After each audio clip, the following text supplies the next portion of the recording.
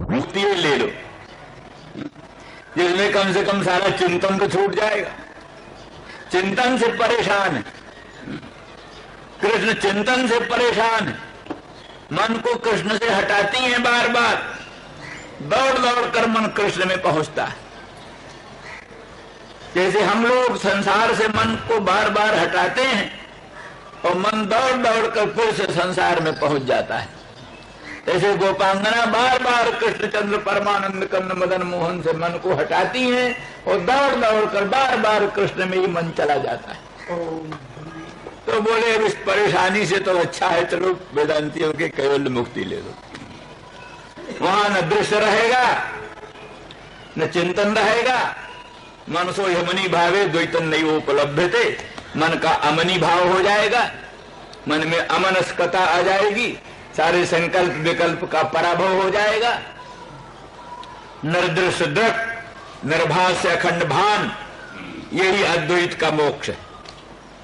जहां प्रमाण न हो, प्रमेय न हो, प्रमाता न हो, प्रमाण प्रमेय प्रमाता तीनों का बाद हो जाए, दृष्टा दर्शन दृश्य का बाद हो जाए, मनता मनन मंतव्य की समाप्ति हो जाए, सारा विश्व प्रपंच अपेक्षित अनपेक्षित सन्निकृष्ट विप्रकृष्ट स्थूल सूक्ष्म अंतर बाह्य सर्व प्रकार के प्रपंच का अत्यंत बाध हो जाए, सर्वबाध का अधिष्ठान निर्विकार विशुद्ध बोध अखंड आनंद आत्मा वही बाकी बचे बस। तो चलो इस अवस्था को प्राप्त हो लो तो सारा चिंतन खत्म हो जाए, टंटा कटे। इस प्रकार से काशी करवट सोच करके राधा रानी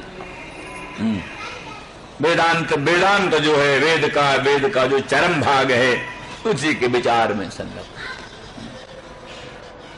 ये भी तो पीछे बताया कि उद्धव जी ने जो ज्ञानवान कहा, वो ज्ञान का मतलब यही था कि वो ज्ञान थोड़ा उस प्रेम के संकोच में हेतु होगा। ऐश्वर्य की बात भी प्रेम के संकोच में हेतु होता है। जो बाल्य भाव से कृष्ण को अपना लाडले लाल समझकर नंदरानी यशोदा कृष्ण को अपना लाडला लाल समझकर प्यार करती हैं, वो निर्भर प्रेम रागानुगा प्रीति किसी को रोके रुकई नहीं किसी तरह से, उस प्रीति को थोड़ा संकुचित करने के लिए अरे कृष्ण का कोई माता नहीं, कोई पिता नहीं, कोई आकार नहीं, कोई प्रकार नहीं, कोई बंधु नहीं, वो तो उदासीन है, अखंड है, अनंत है, निर्विकार है, सर्वदृश्य प्रपंच के अधिष्ठान है, साक्षी हैं, ये कहने से थोड़ी सी वो अवस्था में कुछ थोड़ा शांति हो। इसी तरह से गोपांगना जो कृष्ण को अपना प्राणनाथ प्रीतम पर प्रेमास्पद हृदयेश्वर मानकर उनके चरणारविंद में अपना सर्वस्व अर्पित किए, प्रतिक्षण उनके दर्शन के लिए लालायित उनके नेत्र हैं, अपने नयन के फूलों का पावड़ा डालती हुई भगवान के आगमन की बाट जो हो रही हैं, और वो करते करते निराश हो रही हैं, तो निराश होकर उनके मन में थोड़ा आश्वासन देने के लिए चलो निर्गुण निराकार निर्विकार की बात सुनाओ इनको, थोड़ा सा मन कुछ। तो इसीलिए भगवान ने कहा था पहले सूरदास जी के शब्दों में, सूरदास जी ने कहा उद्धव जी से, भगवान ने कहा कि भाई हमने इन गोपांगनाओं ने अपना सर्वस्व मुझ में अर्पण कर दिया, तो उसके ब्याज में सूद के रूप में अपना सारा धन दौलत, सारा मन अंतःकरण अंतरात्मा प्राण सब कुछ उन्होंने मेरे में अर्पित कर दिया। अब उसके सूद के रूप में, ब्याज के रूप में हमने उनको सामीप्य मुक्ति देना चाहा, नहीं लिया। सारूप्य और सामीप्य मुक्ति देना चाहा, वो भी नहीं लिया।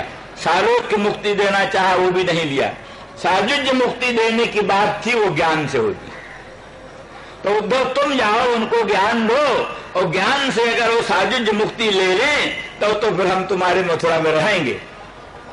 अगर कहीं उन्होंने साजुज्य मुक्ति भी न लिया, तुम्हारा ज्ञान भी न लिया, तो भी भैया हम उद्धव तुम्हारा ब्रज मथुरा छोड़ करके वहीं जाएंगे, गाय चराएंगे और गोपांगनाओं के पास रहेंगे।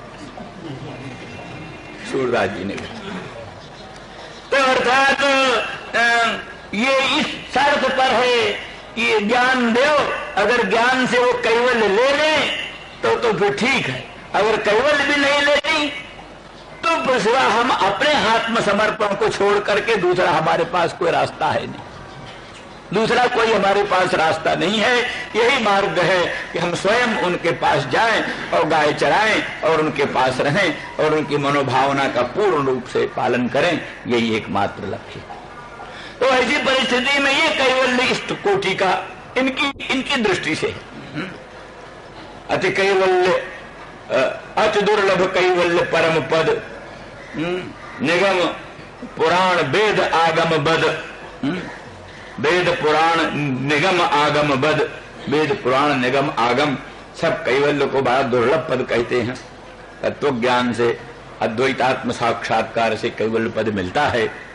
तो लेकिन जो प्रेम का अनुरागी है, प्रेम का जो भिखारी है, उसके सामने एक तरफ अखंड वैभव, अनंत साम्राज्य और एक तरफ प्रेम के मार्ग में भिखारी बन करके भटकना,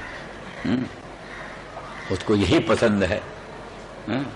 तो ये सारी स्थिति और वस्तु दृष्टिया भगवान वही है जो निराकार निर्विकार निर्गुण ब्रह्म, वही सच्चिदानंद घन सगुण साकार कृष्णचंद्र परमानंद कंद।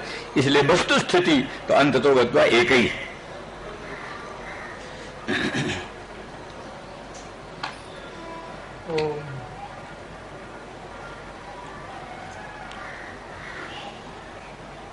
शांति का और कोई मार्ग भी तो नहीं है, इसलिए उद्धव जी ने अभी दूसरी बात की,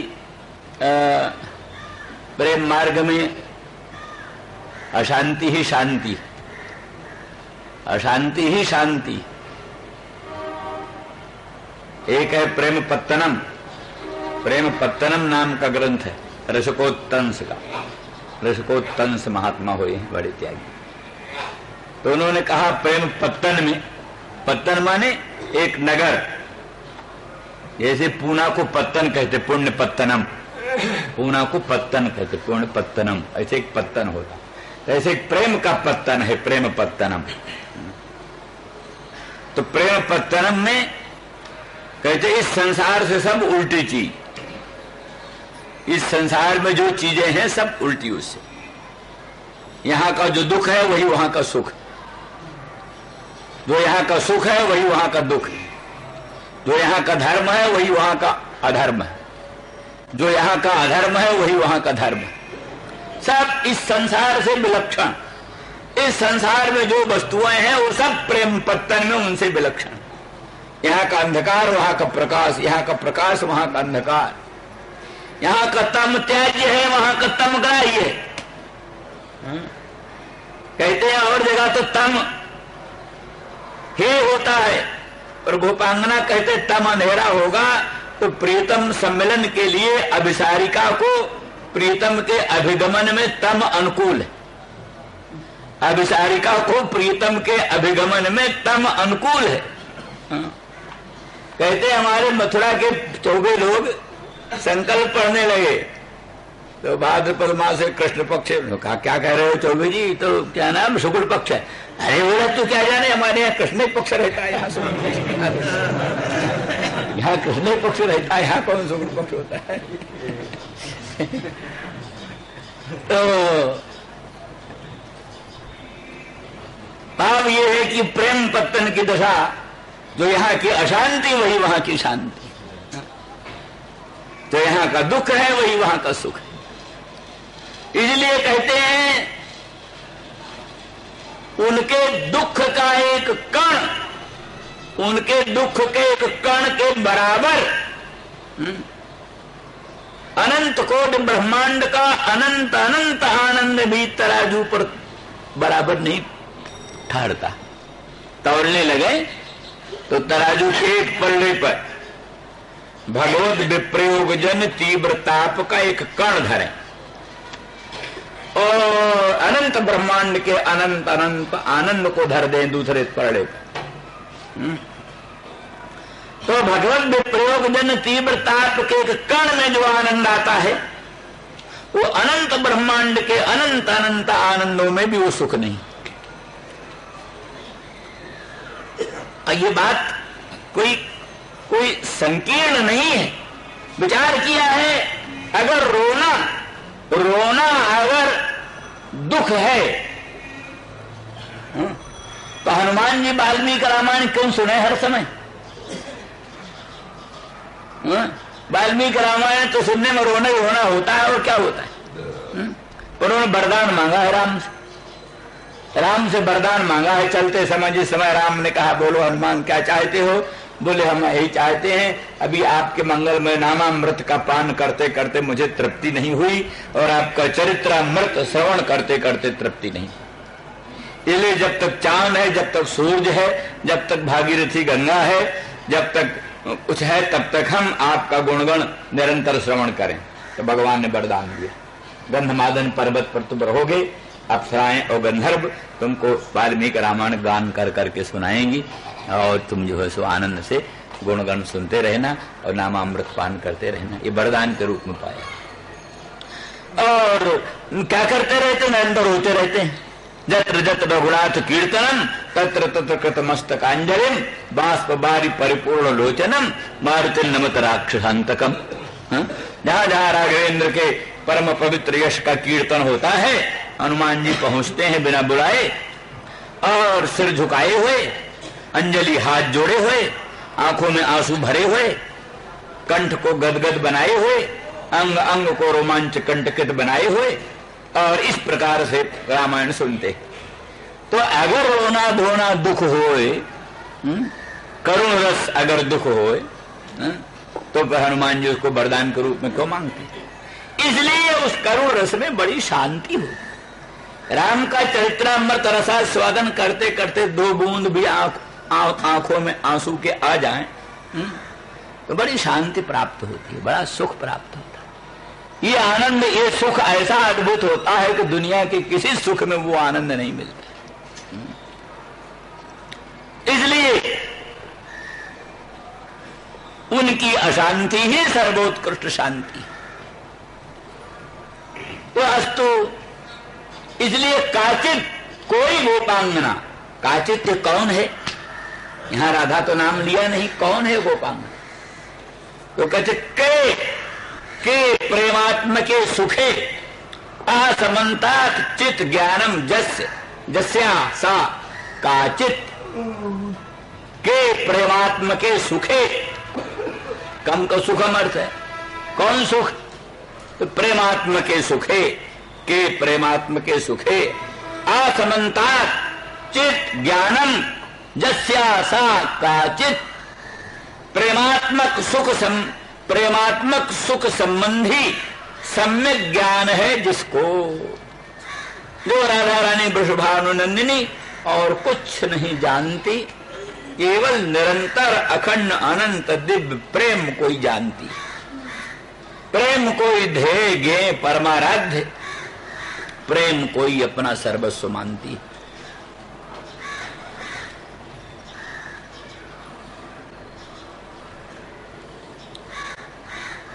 एकस्य श्रुतमेव लुम्पति मतिम, एकस्य श्रुतमेव लुम्पति मतिम कृष्णेति नामाक्षरम सांद्रोन्माद परंपराम उपजनयत् अन्यस्य वंशीरव। सांद्रोन्माद परंपराम उपनयत्यन्यस्य वंशीरव।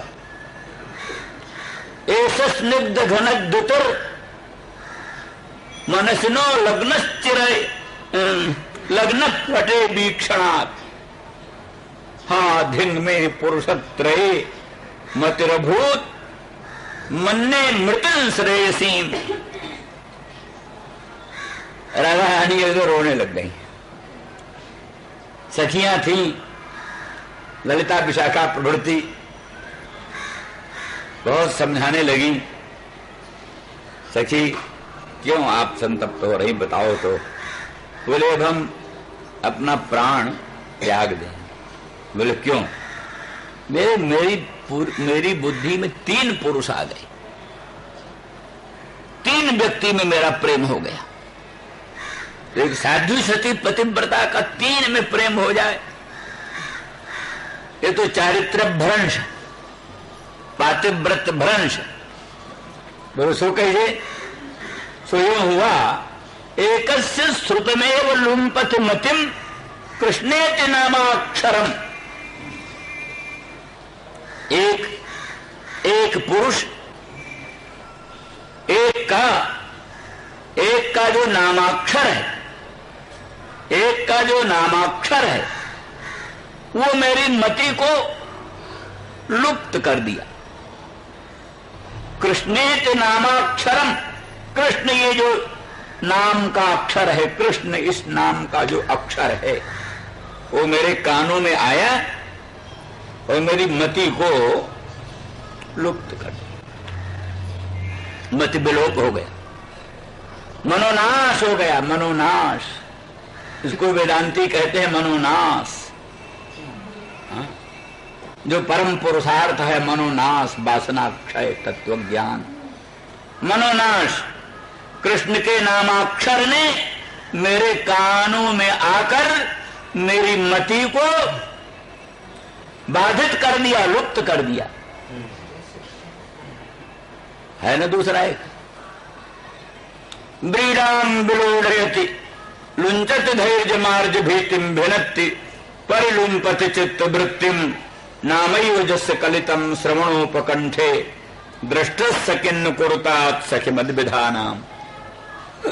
सखी, कृष्ण का ये मंगलमय नाम मेरे श्रवण के उपकंठ में आया, नजदीक, ठीक ठीक श्रवण में आने के पहले ही कानों के नजदीक आया कृष्ण नाम।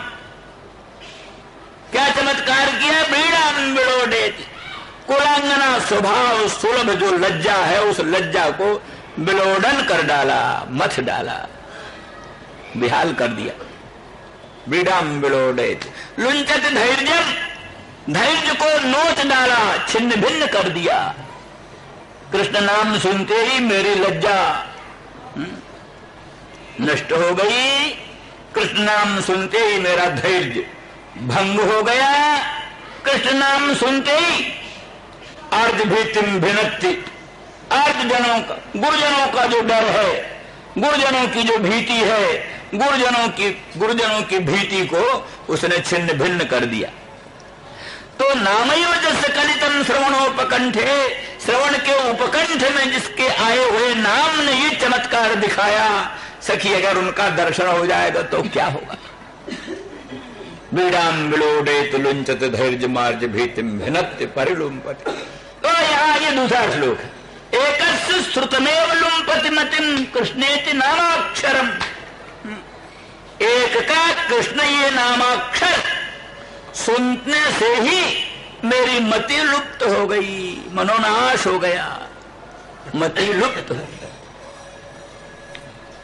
असांदोन्माद परंपरा वंशीरवः। तो एक दिन एक का बंशी निनाद मेरे कानों में आया। बंशी निनाद किसी के मंगलमय मुखचंद्र का सुमधुर अधर सुधारस वेणु छिद्रों में प्रविष्ट होकर, वेणु गीत पीयूष रूप में प्रकट होकर मेरे निरावरण कर्ण कुहरों में सन्निविष्ट हो गया। तो मेरे निरावरण कर्ण कुहरों में जो प्रविष्ट बंसी निनाद, वो बंसी निनाद ने मेरे में सांद्रोन्माद परंपरा उपनयति, घनीभूत जो उन्माद है। एक तो उन्माद कभी विच्छिन्न होता है, कभी उन्माद हुआ फिर शांत हो गया, कभी उन्माद हुआ फिर शांत हो गया। यहाँ तो सांद्रोन्माद परंपरा, सांद्र जो उन्माद की परंपरा, सांद्र उन्माद की परंपरा को पैदा कर दिया, जिसके बंशी निनाद ने मेरे कानों में आकर तो नामाक्षर ने मत लुप्त कर दिया, और बंशी निनाद की परंपरा ने मेरे स्वरूप में उन्माद की परंपरा, सांद्र उन्माद परंपरा का उपजनन कर दिया। और एष स्निग्ध घनद्युतर मनसनो लग्न पटे वीक्षणात्। रंग देवी ने, चित्रा, एक सखी थी चित्रा, रंग देवी, विशाखा, ललिता, चित्रा। तो चित्रा ने चित्र बनाकर दिखाया कृष्ण का चित्र। तो ऐसा स्निग्ध घन द्युति, ये जो चित्र में स्निग्ध घन द्युति ही सांद्र जो श्यामल घन बादल, सांद्र घन सांद्र बादल के तुल्य स्निग्ध मनोरम जिसके अंग की मंगलमयी द्युति है, ये मेरे मन में लगना है, मेरे मन में लग गया। मेरे मन में ये स्निग्ध ये जो स्निग्ध घन द्युति, स्निग्ध घन के समान स्निग्ध घन की द्युति के तुल्य जिसकी द्युति है, ये कोई चित्रगत जो परम पुरुष है, ये मेरे मन में संलग्न हो गया। अब वो निकालने से निकलता नहीं, मेरे मन से पृथक होता नहीं। ये दशा बन गई इस चित्र के देखने से। तो एक का नाम सुनने से मत लुप्त हो गई, एक का बंसी निनाद परंपरा के श्रवण से उन्माद सांद्रोन्माद परंपरा उत्पन्न हो गई, और एक का चित्र देखने से मन में वो स्निग्ध घन द्युति मन में संलग्न हो गया। अब तीन कहते पुरुष त्रय मतिर्भूत, तीन पुरुष में मेरी मति हो गई, इसलिए मेरा पातिव्रत भंग हुआ, इसलिए मन ने मृत श्रेयसीम, अब तो मैं मर जाना ही श्रेष्ठ समझती हूँ। तो वो सखियां खिलखिला कर हंस पड़ी, बोले सखी तुम बड़ी भोरी हो, वो असल में एक ही है, उन्हीं का कृष्ण ये नामाक्षर है, और उन्हीं के मंगलमय मुख चंद्र से निर्गत वेणु गीत पीयूष है, जो तुम्हारे निरावरण कर्ण कुहरों में प्रविष्ट होकर तुम्हें सांद्रोन्माद परंपरा उपजनन किया, और उन्हीं का ये मंगलमय परम पवित्र चित्र है। इसलिए तीनों तीन चीज नहीं है, तीनों एक ही चीज है, एक ही परम पुरुष भगवान सर्वेश्वर अनंत ब्रह्मांड नायक भगवान में तुम्हारी प्रीति है, वो अन्य किसी में प्रीति नहीं, तुम घबराओ मत। तो इस दृष्टि से प्रेमात्मक सुख जो है उसमें असमंता सम्यक ज्ञान है जिसको। राधा रानी और कुछ जाने चाहे न जाने और कुछ जाने चाहे न जाने, वैसे तो सर्वज्ञ है, अनंत ब्रह्मांड जनई है, भगवान कृष्ण की परमाणु राधनी शक्ति सार सर्वस्वरूपा है, तो भी व्यवहार दृष्टि से गवारी गोपांगना है, कुछ नहीं जानती, पर इतना तो जानती है प्रेम तत्व क्या है, प्रेम रस क्या है, प्रेम की महिमा क्या है। ये जितना राधा रानी जानती हो उतना कोई जानता नहीं। इसलिए के प्रेमात्म के सुखे आसमंता चित ज्ञानम जस्यासा काचित, काचित नाम है राधा रानी का। ऐसे किसी का, जैसे उनका राधा नाम है, जैसे वृषभानुनंदिनी नाम है, जैसे हरिप्रिया नाम है, ऐसे उनका एक नाम काचित, काचित अथवा काचित का ही अर्थ है कम प्रेमात्मकम सुखम भक्त जनेषु क्षणे क्षणे आचिनोति अभिवर्धयति इति काचित, जो कि भक्त जनों में क्षण क्षण में प्रेमात्मक सुख को पैदा करती है, असमंता चयन करती है, संचय करती है। भक्तों के हृदय में प्रेमात्मक सुख को क्षणे क्षणे अभिवर्धमान करती हैं, उन राधा रानी का नाम काचित। इसलिए अगर प्रेम चाहो तो राधा रानी का भजन करो, बिना राधा रानी का भजन किए प्रेम नहीं मिलता। प्रेम की देवता राधा रानी है, वृषभानुनंदिनी है, इसलिए उनके भजन से ही प्रेम मिलता है। जो लिखा गौर तेज परित्यज्य श्याम तेज समर्चयेत जपेत बाध्यायते बापी सभवेत पातकी शिवे। जो गौर तेज को छोड़ करके केवल श्याम तेज की पूजा करता है वो पातकी होता है। इसलिए गौर तेज सम्मिलित श्याम तेज की पूजा करो। गौर तेज से परिवेष्टित, जैसे दामिनी दूत पीतांबर परिवेष्टित कृष्ण हैं, ऐसे गौर तेज सम्मिलित श्री कृष्ण हैं। गौर तेज जो राधा रानी वृषभानुनंदिनी उनसे सम्मिलित श्याम सुंदर कृष्णचंद्र हैं। इसलिए राधा रानी की पूजा करने से ही कृष्णचंद्र परमानंद कंद में अनन्य भक्ति प्रीति मिलती है। तो काचित वो अकस्मात वहीं एक मधुकर उड़ता उड़ता आ गया, भंवरा। काचिन मधुकरन दृष्टवा, वो काचित जो है राधा रानी वृषभानंदिनी, देखा अकस्मात वहां कोई मधुकर है, मानो श्री कृष्णचंद्र परमानंद कन्हई। राधा रानी का जो चित्र जल्प है, चित्र जल्प को प्रत्यक्ष सुनने के लिए, वैसे तो है ही है सदा राधा रानी के पास में, परंतु राधा रानी का चित्र जल्प श्रवण करने के लिए मधुकर रूप धारण करके आ गए।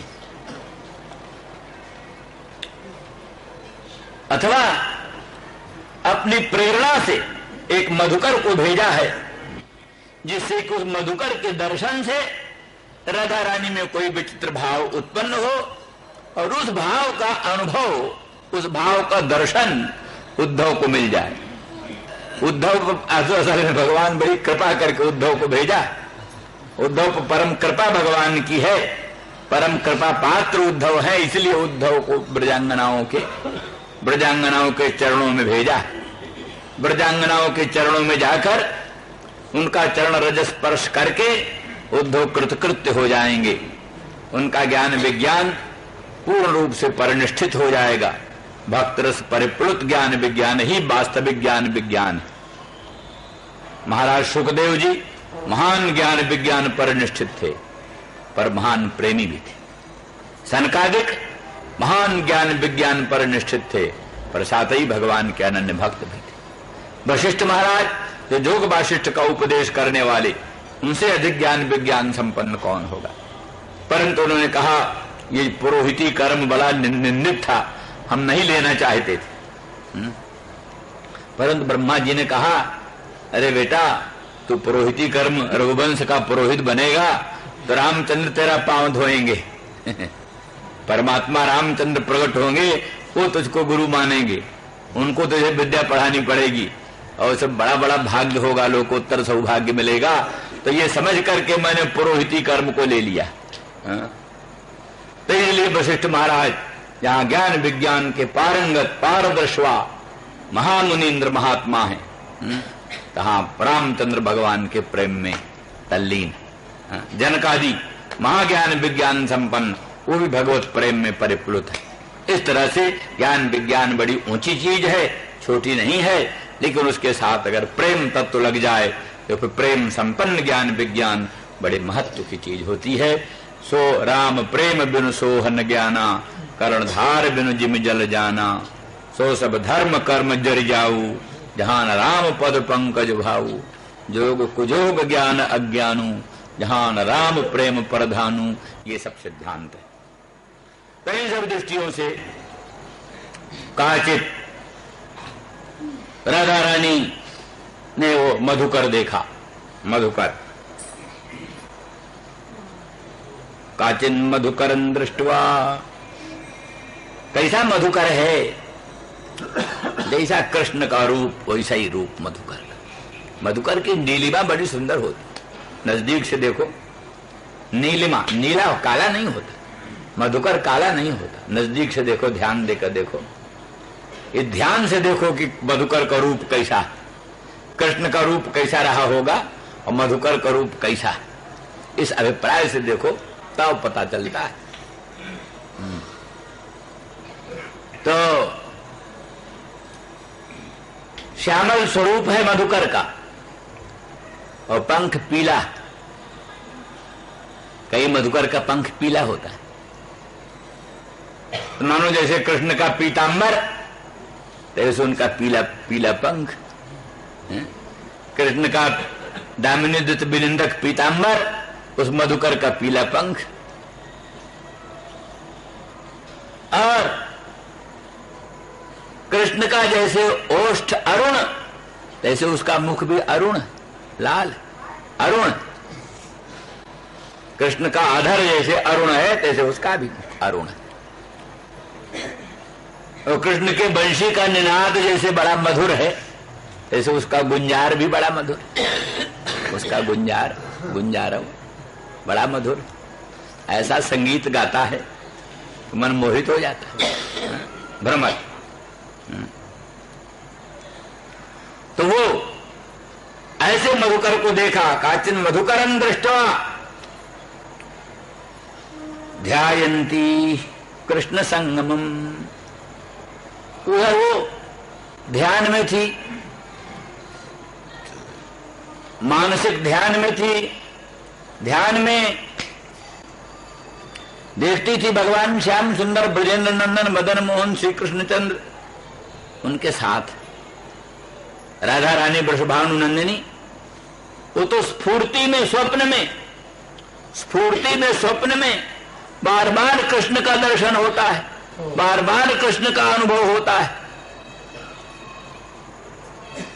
तो और लोगों को तो जो विश्रम्भक प्रधान प्रेम वाली, उनको तो मालूम पड़ता है कि सचमुच हम श्री कृष्ण का समागम हमको निरंतर प्राप्त हो रहा है, कृष्ण के बाहर जाने की कथा सब काल्पनिक भ्रांति। लेकिन ये जो उत्कंठा प्रधान प्रेम वाली गोपांगना है, ये तो एक बार कृष्ण को मिलती है तो अभी विश्वास नहीं होता सचमुच हमको कृष्ण मिल रहे हैं क्या, कृष्ण का दर्शन कर रही है, कृष्ण के मुखचंद्र का दर्शन करती हैं, कृष्ण के पादारविंद की नखमण चंद्रिका का दर्शन करती हैं, कृष्ण का स्पर्श करती हैं, कृष्ण का आलिंगन करती हैं, कृष्ण को अपने बाहुपाश में निबद्ध करती हैं, तो भी विश्वास नहीं होता सचमुच हमको कृष्ण मिल रहे हैं कि स्वप्न है, स्वप्न है। उत्कंठा प्रधान प्रेम की हाल।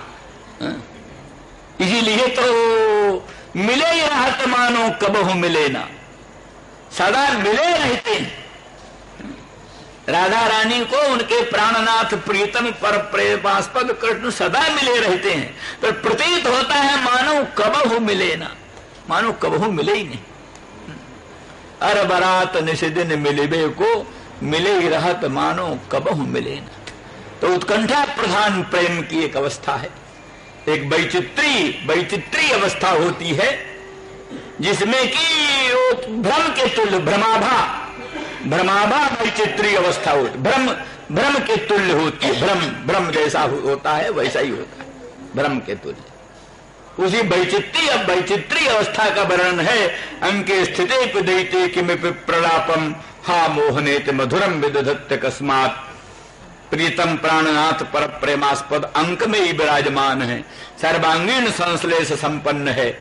अंतरात्मा से अंतरात्मा, अंतःकरण से अंतःकरण, मन से मन, प्राण से प्राण मिले हुए हैं, एकम एक हैं, तो भी उनको ऐसा विप्रलंभ प्रतीत होता है मानो मदन मोहन श्याम सुंदर कभी मिले ही नहीं। कोई सुनता है उसके विरहजन तीव्रता के उद्गारों को तो समझता है इस बिरहिणी को इसके प्राणनाथ प्रियतम जुग जुगांतर में कल्पांतर में कभी मिले ही नहीं।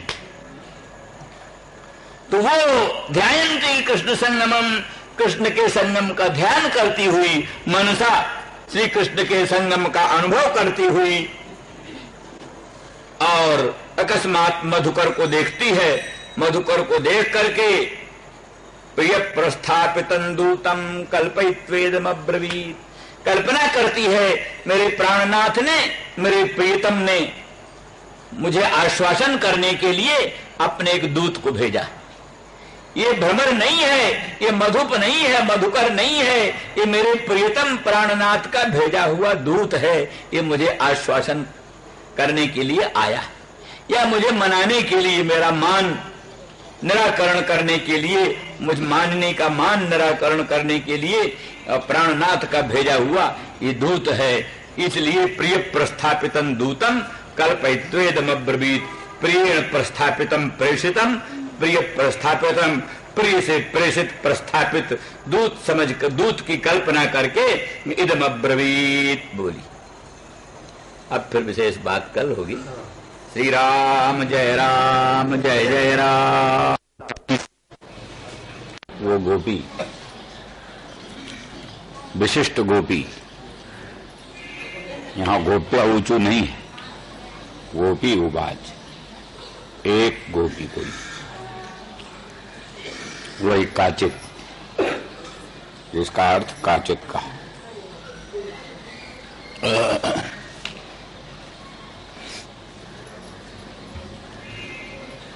वही काचित गोपी।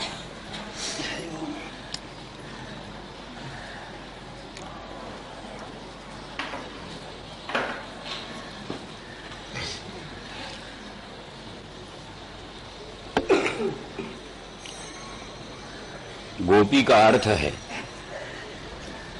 जो अपने भावों को, दो बात है, एक तो गोपी का अर्थ सरल सुगम। नागरिक स्त्रियां जो होती हैं, चाहे नागरिक पुरुष चाहे नागरिक स्त्रियां, वो इतने सरल और स्वच्छ हृदय के नहीं होती, उनमें बहुत जाल पौरे भरा रहता है। नागरिक स्त्रियों में, नागरिक पुरुषों में। लेकिन जो ग्राम्य जन हैं, ग्रामों में रहने वाले, वे अधिक सरल और अधिक स्वच्छ हृदय के होते हैं। अभी गत दिनों तक पहाड़ की यात्रा हम लोग करते थे, वहां वस्तुओं को छिपाने की जरूरत नहीं पड़ती थी। किसी चट्टी पर कोई चीज अगर भूल गई तो दूसरे दिन तीसरे दिन फिर आओ तो वहीं मिल जाए, कोई उसके लिए खतरा नहीं होता था। और बड़ा से बड़ा मालटाल लेकर के पहाड़ी कुली सामान लेकर चलते थे, उनसे कोई खतरा नहीं होता था। तो माने जहां ये रेल का और मोटरों का प्रपंच नहीं फैला हुआ है, वहां अब भी बहुत कुछ सरलता है, सरलता। और जहां ये सब चीजें पहुंच गई, वहां मालूम होता है रेल के साथ, मोटर के साथ कलयुग भी पहुंचता है।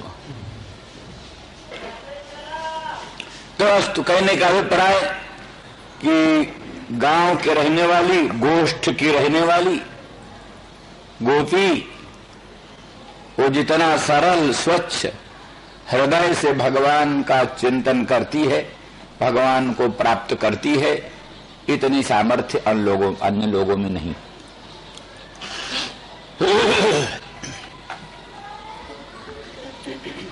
इसीलिए यदुपति कृष्ण हैं, गोपेंद्र कुमार नहीं रह गए, यदुपति कृष्ण हैं, ये भी एक कृष्ण पर आक्षेप किया। कृष्ण पर ये भी एक आक्षेप है, वो गोपेंद्र कुमार पद से यदुपति हो गए, यादवेंद्र हो गए। अब सरल सुगम स्वच्छ हृदय के जो भक्त हैं, उनका स्थान उनके हृदय में नहीं रहेगा, ये उन पर आक्षेप।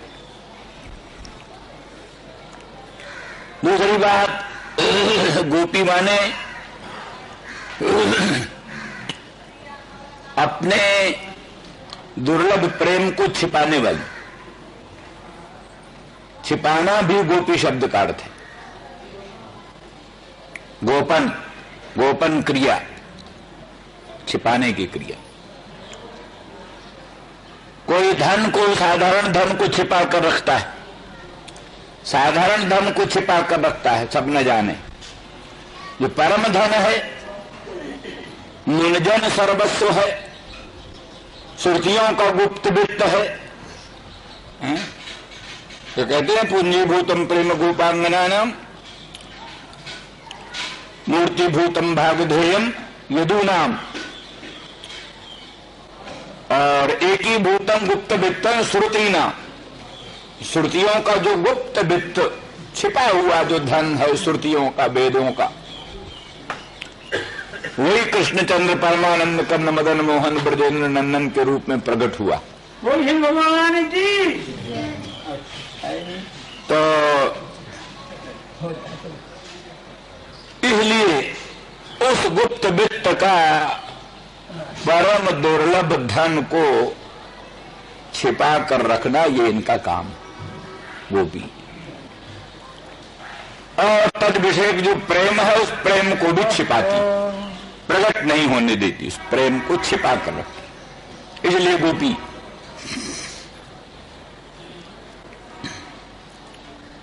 तो विशेष करके काचित गोपी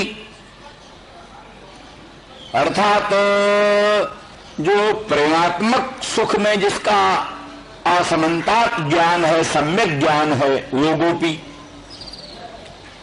अथवा प्राणी जो अनुरक्त भक्त हैं, अनुरक्त भक्त में जो प्रेमात्मक सुख को क्षणे क्षणे अभिवर्धमान करती है, आचिनोति,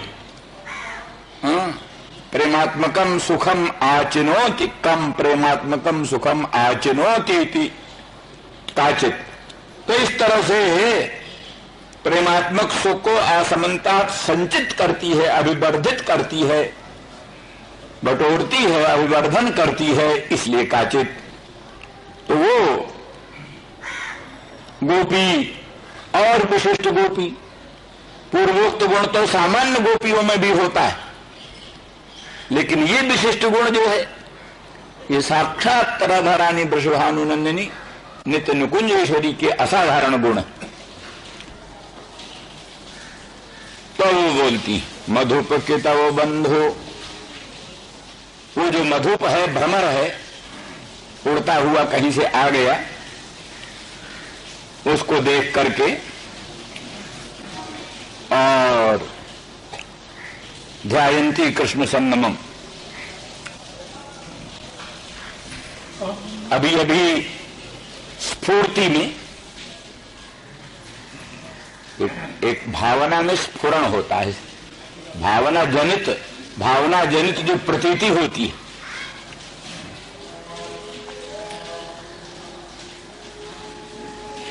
वेदांती भी कहते अप्यसत प्राप्यते ध्यानात् नित्यात्म ब्रह्म किम पुनः। कहते हैं असत वस्तु भी ध्यान से प्राप्त हो जाती, असत वस्तु जो है नहीं उसी का चिंतन करने लग जाओ, ध्यान करने लग जाओ, थोड़े दिन में वही वस्तु प्रकट हो जाती। अप्यसत प्राप्यते ध्यानात्, बोले फिर नित्यात्म ब्रह्म किम पुनः, जो ब्रह्म नित्य प्राप्त है वो ध्यान से मिल जाए, इसमें क्या संदेह। नित्य सिद्ध वस्तु ब्रह्म वो ध्यान से मिल जाए, इसमें संदेह की बात ही नहीं। अप्यसत प्राप्यते ध्यानात्, असद वस्तु भी ध्यान से मिल जाती। प्रसिद्ध है कि विधुर परिभावित कामिनी साक्षात्कार। विधुर पुरुष है, पत्नी है नहीं समीप में, तो भी चिंतन करता करता मृत पत्नी का चिंतन करता करता उसका साक्षात्कार करने लगता है। विधुर परिभावित कामिनी साक्षात्कार। विचार किया गया है कि ये अप्रमाण होता है, ये साक्षात्कार जो है, ये साक्षात्कार स्वयं प्रमा रूप नहीं है, यथार्थ ज्ञान रूप नहीं, क्योंकि भावना जनित है, प्रमाण जनित नहीं। जो ज्ञान प्रमाण जनित है वही ज्ञान प्रमा होता है, जो ज्ञान प्रमाण जनित नहीं है, निर्दोष प्रमाण जनित जो ज्ञान नहीं है वो ज्ञान प्रमा नहीं। इसीलिए कहा प्रसंख्यान से, वाचस्पति भामतीकार ने खंडन किया, जो लोग कहते प्रसंख्यान से ब्रह्म का साक्षात्कार होता है। वेदांतों का श्रवण करके वेदांत द्वारा निराकार, निर्विकार, निर्गुण, अद्वैत, अनंत, अखंड ब्रह्म को परोक्ष रूप से जान करके उसी को दीर्घकाल निरंतर सत्कार पूर्वक पुनः पुनः पुनः पुनः चिंतन करते करते उसी को कहते प्रसंख्यान, उसी को प्रसंख्यान कहते। उस प्रसंख्यान से ब्रह्म स्वरूप का साक्षात्कार होता है। एक पक्ष ही है प्रसंख्यान से। जैसे गांधर्व शास्त्राभ्यास जन्य संस्कार संस्कृत मन की सहायता से कान शब्दगत खड्जत्वादी धर्मों को साक्षात्कार करने लगता है।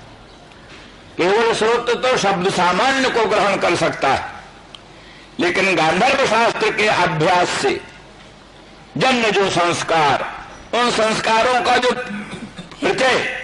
प्रचय माने बाहुल्य, अधिकाधिक गांधर्व शास्त्राभ्यास जन्य संस्कारों का जो समुदाय, उस समुदाय से संस्कृत जो अंतःकरण, उस अंतःकरण सभ्यपेक्ष अंतःकरण सहित जो स्त्रोत्र है, वो स्त्रोत्र शब्दगत विशेषता जो है षड्जत्वादी, उसको भी साक्षात्कार करने लगता है।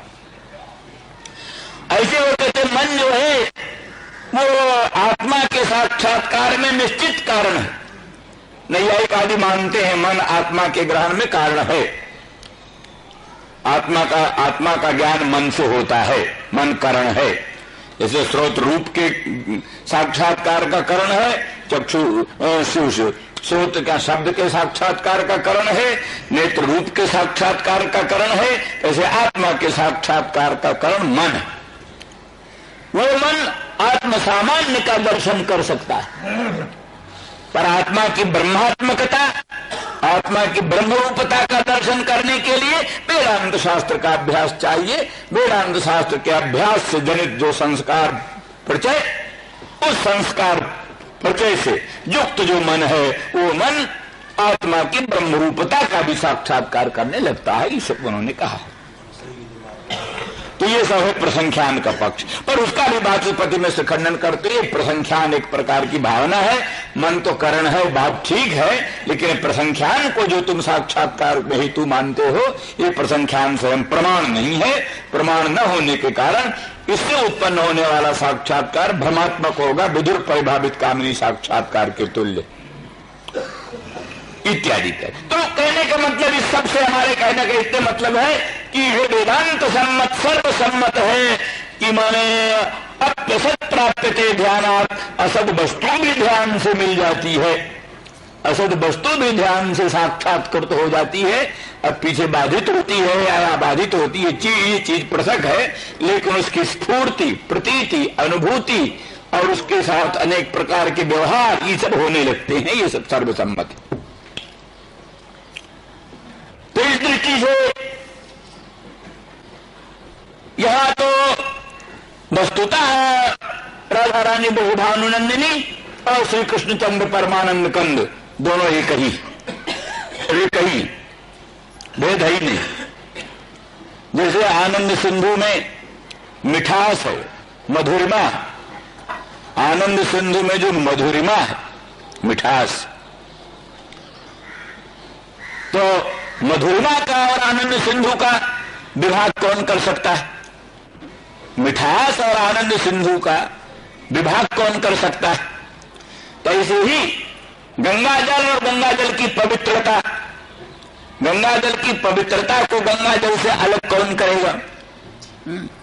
उसी तरह से आनंद सिंधु सच्चिदानंद घन कृष्ण में उसके माधुर्य सार सर्वस्व की अधिष्ठात्री राधा रानी को उनसे भिन्न किया नहीं जा सकता। तो ऐसी परिस्थिति में राधा रानी को भगवान के द्वारा, भावना के द्वारा श्री कृष्ण का साक्षात्कार हो, श्री कृष्ण की अनुभूति हो, इसमें कोई संदेह को अवकाश ही नहीं। तो ये ध्यायन्ति प्रिय संगमम, वो राधा रानी और विस्फूर्त बसात, भावना विशेष बसात श्री कृष्ण का संगम अनुभव कर रही थी, श्री कृष्ण का दर्शन कर रही थी। तो ध्यायन्ति कृष्ण संगमम, कृष्ण के संगम का अनुभव कर रही थी, ध्यान द्वारा, भावना द्वारा, स्फूर्ति द्वारा श्री कृष्ण का अनुभव कर रही थी, श्री कृष्ण के अनंत सौंदर्य माधुर्य का रसास्वादन कर रही थी, मुखचंद्र के सौंदर्य माधुर्य का रसास्वादन कर रही थी। समझ लीजिए कि भावना मेरी मानो कृष्ण अंतर्हित हो गई, कृष्ण दूर चले गए। अब कृष्ण का ध्यान कर रही है कि कब कृष्ण मिलेंगे, मदन मोहन श्याम सुंदर ब्रजेंद्र नंदन वे प्राणनाथ प्रभु कब मिलेंगे। इस प्रकार की उत्कंठा के साथ उनके सम्मेलन की भावना कर रही है। इतने ही में उसको स्फूर्ति होती है कि मानो कृष्णचंद्र परमानंद का मदन मोहन मथुरा चले गए, मथुरा चले गए। और मथुरा में जाकर के उनकी बहुत सी पटरानियां हो गई।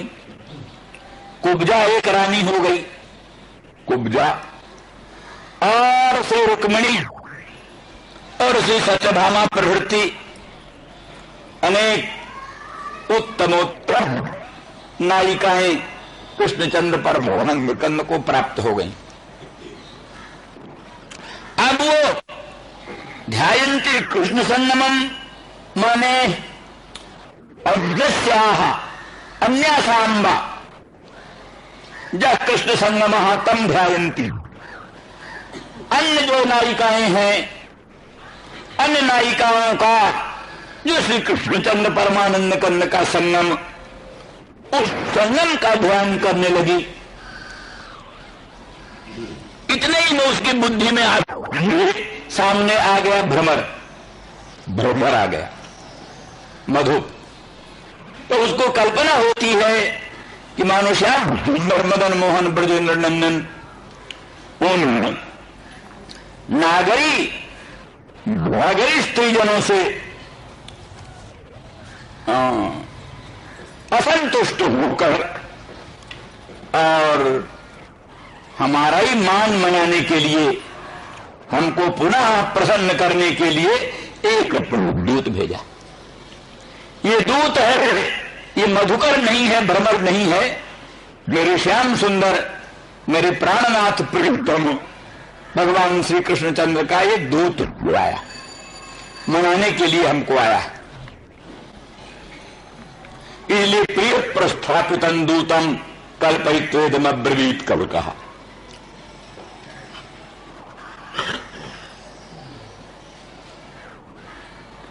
तो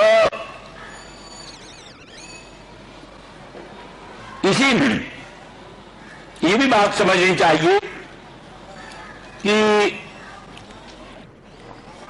एक ये भी बात है, राधा रानी इतर गोपांगनाओं से विलक्षण,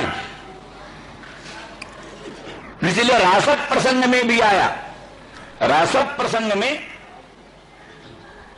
भगवान संपूर्ण गोपांगनाओं को छोड़कर अंतर्हित हो गए, छिप गए, लेकिन राधा वृषभानुनंदिनी को नहीं छोड़। राधा रानी वृषभानुनंदिनी का सामान्य गोपिकाओं से उच्च स्थान,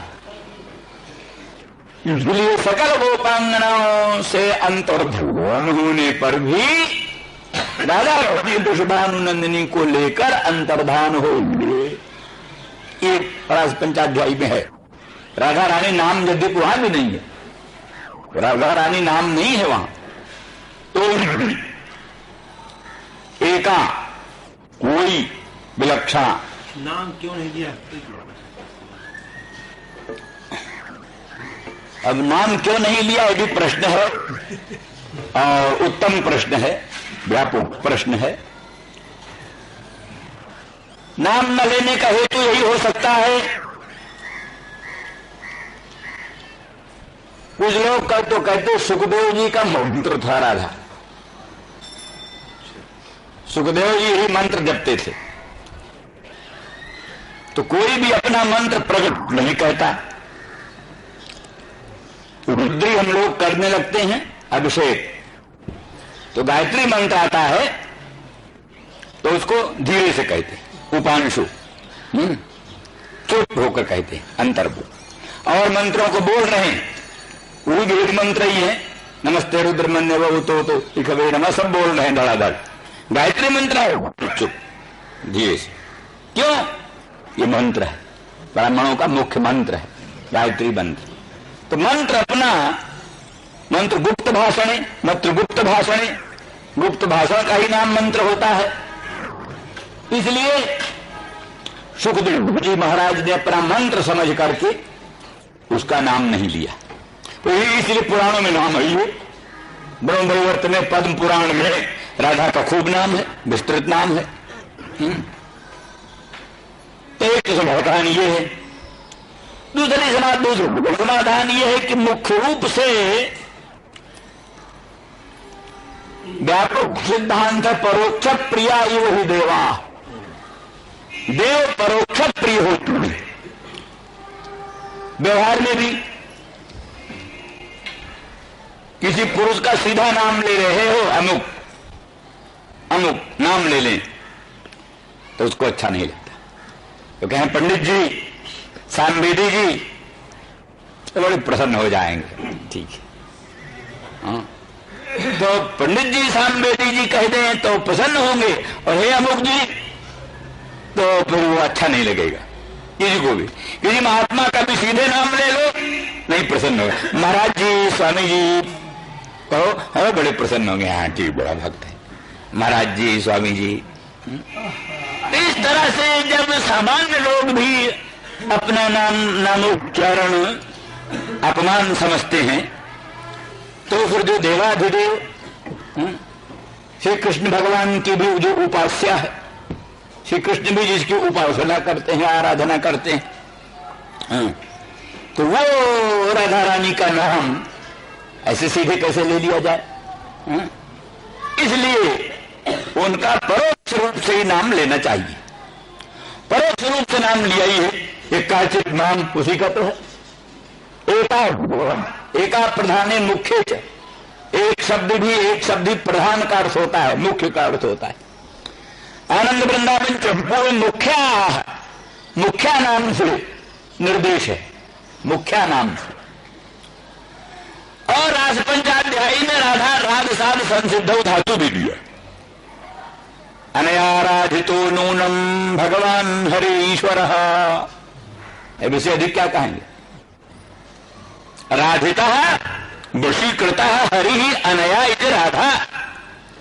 हरि को वशीकृत कर लिया है जिसने, अपने बस में हरि को जिसने कर लिया है, उसका नाम राधा। तो राग साध संसिद्धो धातु का ही राधा बनता है, उसी का ये प्रयोग है राधिता अनया हरि। हरि ने इसने हरि को राधित किया है, स्ववशीकृत किया है। इससे अधिक राधा का नाम निर्देश की अपेक्षा और क्या? ऐसा उपदेश वेदों में मिलता है। इंद्र कहना है, इंद्र को कहते हैं इदंद्रम संतम एनम इंद्र नित्याचक्षते। उसका नाम तो इदंद्र है। इदंद्र माने इदम सर्वम नाम रूप क्रियात्मकं जगत आत्मत्वेन दृष्टवान इति इदंद्र। जिसने सारे इदम पदवाच्य विश्व को आत्मा के रूप में देखा, उसका नाम इदंद्र है। पर इदंद्र नहीं कहते, इदन इंद्र कहते हैं, छिपाकर। सीधे इदंद्र न कह करके इंद्र कहते। ऐसे चतुर्होत्रम संतम एनम चातुर्होत्रम इत्याचक्षते है। चतुर्होत, चतुर्भुर हुए चतुर्हुतम, तो चातुर्होत्र कहते हैं, चतुर्हुत नहीं कहते। कुछ उसमें जोड़ करके या तो बढ़ा करके किसी का नाम भी लो, तो श्री श्री श्री श्री जी महाराज, अष्टोत्तर शतश्री समन्वित महाराज जी, लो नाम लो तो कुछ जोड़ो और विशेषण लगाओ, विशेषण लगा के जोड़ो। तो इसलिए इंद्रम को इंद्र कहा, चतुर्होत्रम को चातुर्होत्रम कहा। ऐसे ही वेदों में अनेक उदाहरण हैं जहां पर किसी उच्च देवता का नाम निर्देश तो करते हैं, लेकिन उसको परोक्ष रूप से करते हैं, प्रत्यक्ष रूप से नहीं करते। क्योंकि कहते प्रत्यक्ष द्वेषा, प्रत्यक्ष से द्वेष करते हैं देवता, प्रत्यक्ष नामोच्चारण से द्वेष करते हैं, इसलिए प्रत्यक्ष नाम नहीं लेते। इसीलिए राधा रानी का नाम सीधा न लेकर के राधिता वशीकृत हरि अनया इति राधा।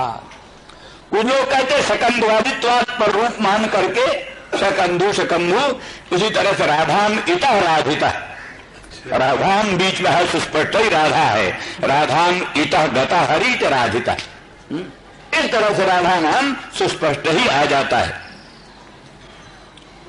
और एक जगह एक भक्त ने और कहा राधावंतो महाभटा, तो है वहां पर हवल में आधावंत, लेकिन बीच में रहा विसर्ग, और विसर्ग से संधि हुए रा बन गया, तो बोले राधावंत, बोले राधा उपास्यत्वेन अस्ति एसाम इत राधावंत, राधा है उपास्य रूप में जिसका, वो राधावान। तो राधावान जो लोग जो महाभट हैं वो बड़े वीरता के साथ लड़ रहे थे, क्योंकि राधा उनके हृदय में थी। इस तरह से भागवत के भी अनेक शब्दों से राधा शब्द की उत्पत्ति का, राधा शब्द के वर्णन की बात आती है। तो वास्तु कहने का अभिप्राय यहाँ तो प्रसंगानुसार यही है कि वो राधा रानी रास पंचाध्यायी में भी उनका एक विशिष्ट अस्तित्व है, एक पृथक अस्तित्व है, सामान्य गोपांगना जनों से पृथक अस्तित्व है। इसलिए सामान्य गोपांगनाओं को छोड़ करके और राधा रानी को लेकर भगवान कृष्ण अंतर्धान हुए, फिर आगे चल करके उसको भी छोड़ा। ये चीज पृथक है। वो माननी हो गई राधा और कहने लगी नए माम जत्रते मना, अब हमसे चला नहीं जाता, अब आप कहीं चलना चाहते हो तो मुझको लेकर चलो, अंक में लेकर चलो, गोद में लेकर चलो। तो भगवान ने कहा तो गोद में लेकर क्या चलें, कंधे पर बैठ जाओ। बोले हाँ ठीक है। बैठे कृष्ण जी, जब उसने कंधे पर बैठने के लिए जैसे उठाया पांव, देखा तो कृष्ण ही नहीं, अंतर्धान कृष्ण। अब रोने लग गई, विलाप करने लग गई। इतने फिर गोपांगनाएं आती, गोपांगना आती हैं, देखती अरे ये तो पहले तो बड़ी बड़ी प्रशंसा कर रही है, धन्य है, कोई धन्य हो अमी आल्य, ये गोपांगना आलियो धन्य है कि जो देखा परत जो कि अकेली कृष्ण को लेकर के और कृष्ण भगवान की सेवा कर रही है और उनके अनंत सौंदर्य माधुर्य का रसास्वादन कर रही है। और वो देखती हैं गोपांगनाएं कि कृष्ण भी चल रहे हैं और उनके साथ साथ राधा रानी का चरण चिन्ह है, कृष्ण का चरण चिन्ह है, कृष्ण के चरण चिन्ह के साथ साथ राधा रानी का चिन्ह है, चरण चिन्ह है। उस चरण चिन्ह को देख करके कल्पना करती हैं ये कोई दूसरी गोपांगना है। तो जब यहाँ देखा वो विलाप कर रही कृष्ण के विप्रयोग जन तीव्र ताप में संतप्त हो करके, तब सब उसको मिल गई और मिल करके समान सुख दुख वाली हो करके सबने मिल करके गोपी गीत के द्वारा भगवान की प्रार्थना किया, भगवान की स्तुति किया, तो भगवान प्रकट हुए।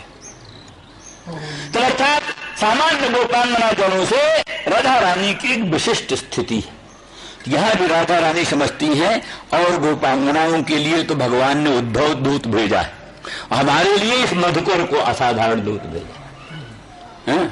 हमारे लिए जो सर्वसाधारण गोपांगनाओं के लिए दूत है वही हमारे लिए नहीं है, हमारे लिए एक विशिष्ट दूत है। इसलिए मधुकर जो है, ये मधुप जो है, वही हमारे लिए दूत बन करके आया है। कृष्ण ने इसको विशेष करके मेरे लिए भेजा। इसमें इस तरह से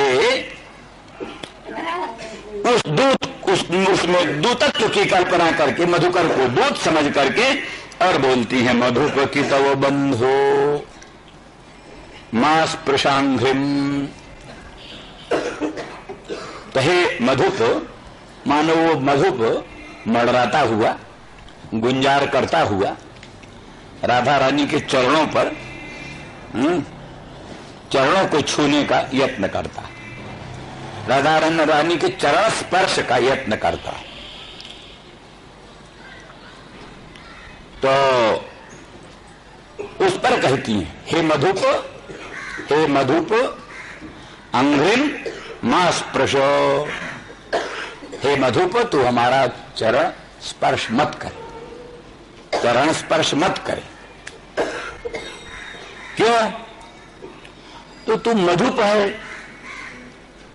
मधु मध्यम, पातीत मधुपः, मधु माने मध्य के हैं, शराब सुरा मध्य, तो मधु पिबतीत मधुपः तत्समुद्धो हे मधुपो, तू मधुपान करता हो। वैसे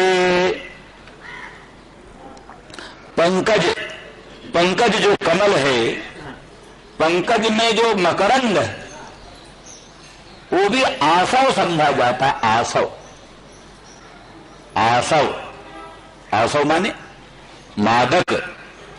तो भ्रमर, भ्रमर उससे भी मत्त हो जाता है। अरविंद मकरंद पान करके भ्रमर मत्त हो जाता है। इसीलिए श्रीधर स्वामी जी ने वर्णन किया, भगवान कृष्णचंद्र परमानंद कंद के मुखार बिंद पर, मुख कमल पर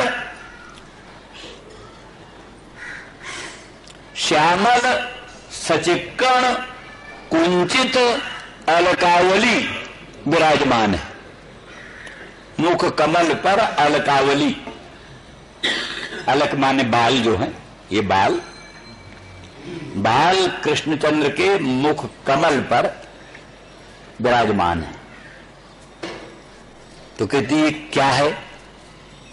कहते हैं ये बाल नहीं है, अलक नहीं है, किंतु अलिकुल माला, अलिकुल माला माने भ्रमर वृंद, भंवरों का समुदाय।